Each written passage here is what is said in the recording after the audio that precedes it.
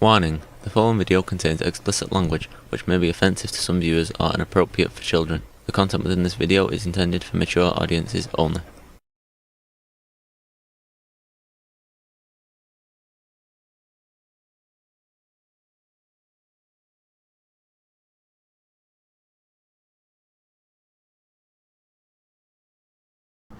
Hello and welcome to this continuing journey into the world of Hunter S. Thompson, Kingdom of Fear. Enjoying this so far. I think I've got some of the audio issues worked out, or at least it sounds like on my computer.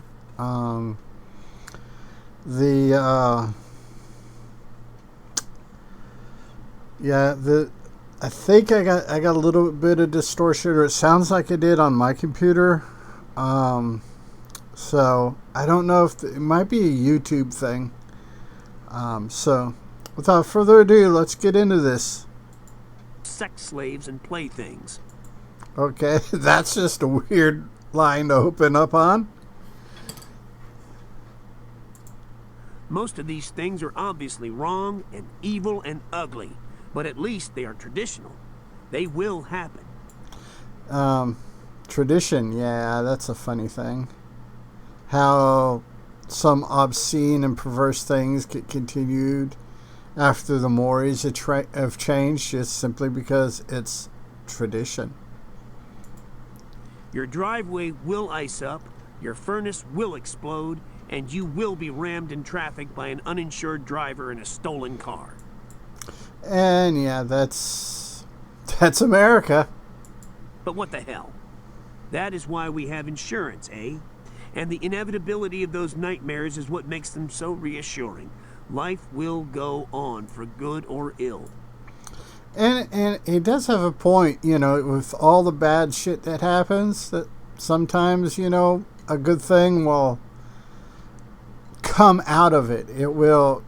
You have the assurance that you may get hit, your furnace may blow up, whatever, but you'll be able to eventually get it fixed and continue on with your life. I mean, it's kind of disheartening, but it is what it is. The structure might be a little crooked, but the foundations are still strong and unshakable. Excuse me for that. That was just a mean burp. Oh, think again, Buster. Look around you. There is an eerie sense of panic in the air. A silent fear and uncertainty that comes with once reliable faiths and truths and solid institutions that are no longer safe to believe in. Yeah, and that is so true in this day and age in American society. There is a presidential election right on schedule. Hey, guess what? That's what we got going on right now, too. But somehow there is no president. A new Congress is elected, like always. But somehow there is no Congress at all. And yeah, that's what's going on. I mean, to this day, we've been playing this game for at least, 50 years. Not as we knew it anyway.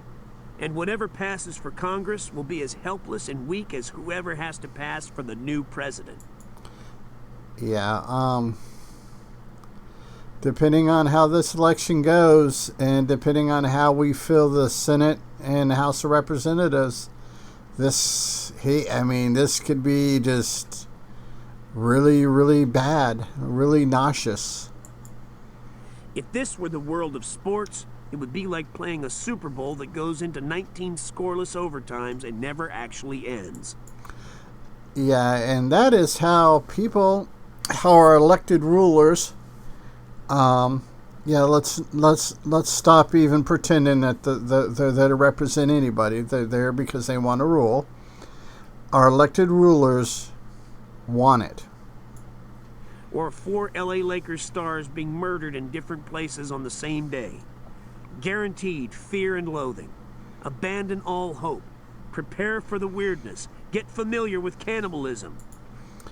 And yeah, it's sad that this book came out in like 2003, and in 2024, it's still hitting home.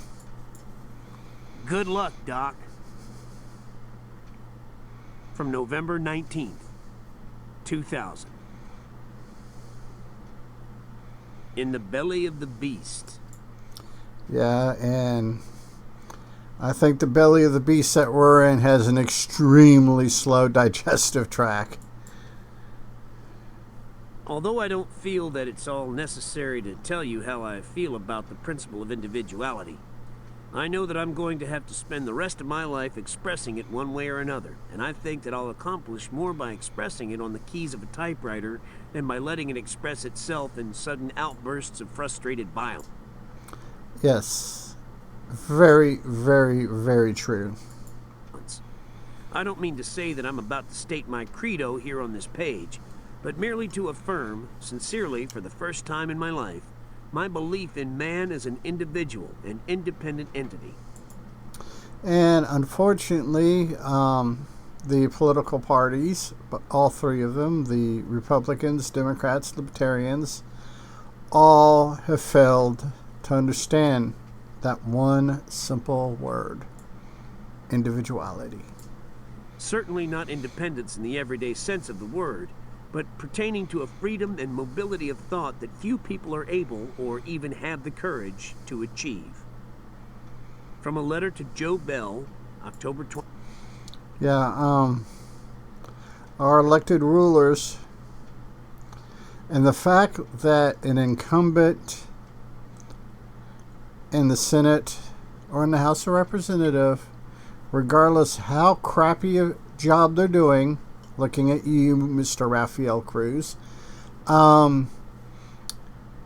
will get reelected just simply because they're an incumbent. Therefore, they're a ruler because the people are too stupid to elect somebody else. 24th, 1957, Eglin Air Force Base, Fort Walton Beach, Florida. Sally. It's like, I'm pretty sure that other than visiting, I know some people that live in Florida that I wouldn't mind visiting and seeing some sights, but as far as living in Florida, don't think I could do it. Hell, I'm to the point where I can barely live in Texas, and this is my heart and soul. Loved football players.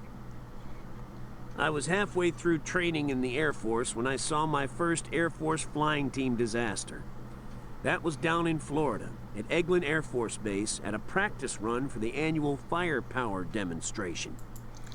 Yeah, I imagine that would be fairly horrific.